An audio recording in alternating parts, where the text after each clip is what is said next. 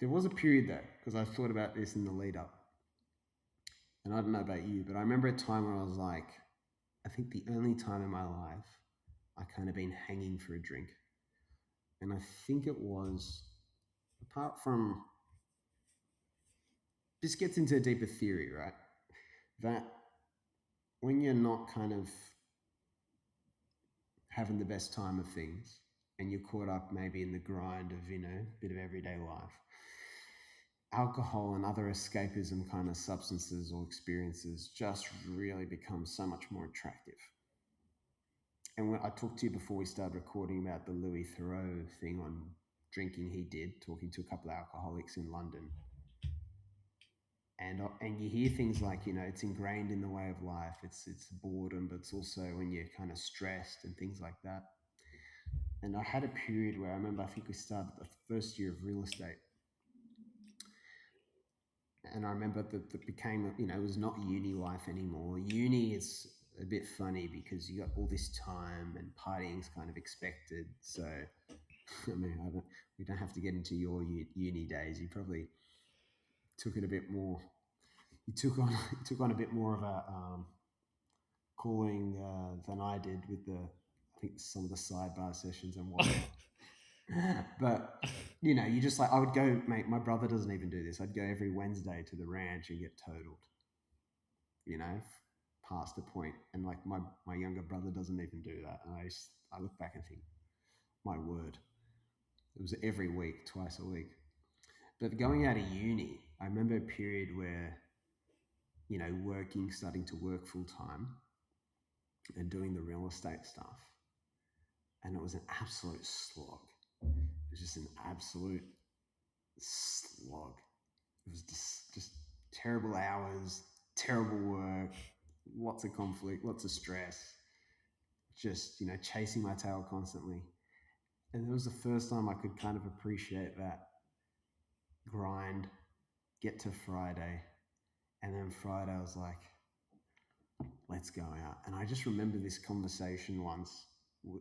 I don't know if you were there, but I remember I was at Martino's before a night out, and one of our friends, one of our female friends who you would know, I just remember having this conversation with her, like, I absolutely need this at the moment to blow off steam.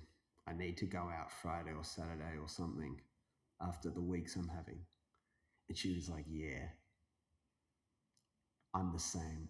It's so whatever. It's so good or so important. I don't remember the words, but I remember I really pinned that memory, thinking that's another way you so easily get into this thing, and you get really committed with it. Is when you're not enjoying yourself, and you want an escape.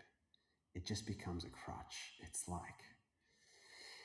get me to Friday, get me a drink, get me excited, get me out with the boys, out with the girls, you know, get me a beer, get this man a beer.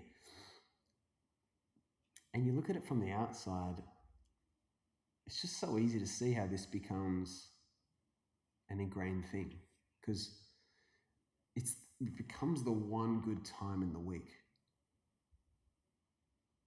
And the problem with that is that there's a lot of not questioning if there's any problems with that. Maybe it's not dependence, maybe it is, right? It's in the gray zone. And it's especially in the gray zone because it's quite normal to do that and to live that way. This is why I find it so interesting.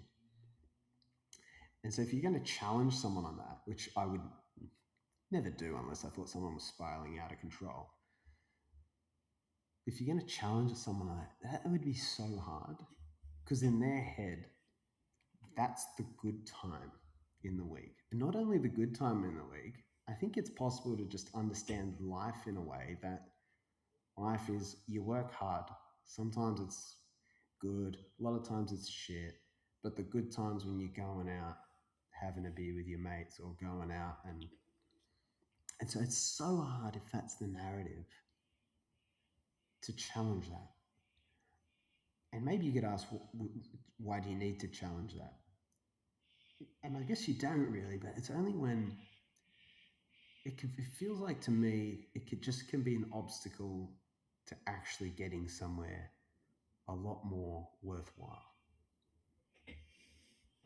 Without that being one specific thing, everyone's different. They might need to change jobs, or stop working so hard, or just try something new, or because I just feel like when that internal bankruptcy starts to happen, substances is a real common thing to start to just.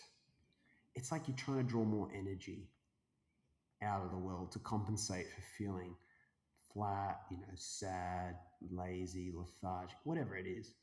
Or it could be insecure, defensive, whatever's happening.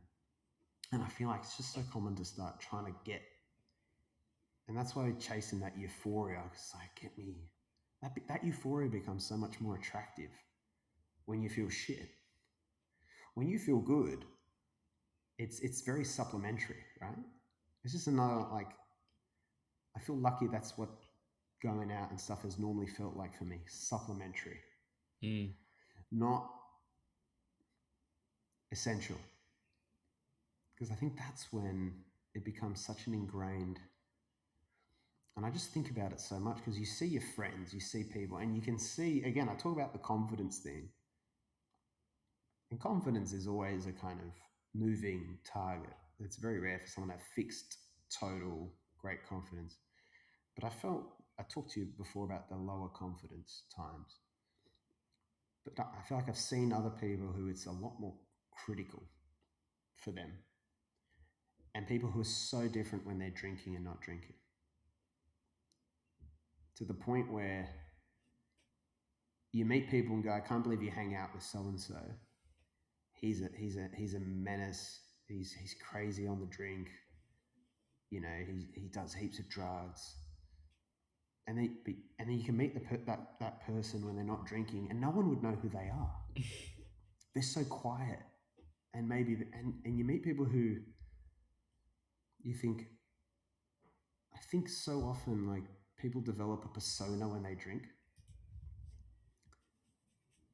That's a lot more confident version of who they are.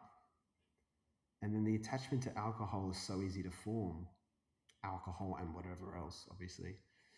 It's so easy to form because it's like, that's the only part of me. That's the only version of me that is likable and feels good and that people like. And I feel like I've seen a lot of that over the years as well. And it becomes interesting because some people will only know the outgoing persona because that's the only person they see. And it's not even, the true them. So I guess that bit is just about all these ways it becomes so ingrained and just creates, I guess I'd call like a bit of a loop. And whether it's a bad or a good thing, whatever, but it can create this kind of semi-pointless, for me, loop. And that's part of why I think about it, because that's the part I find interesting.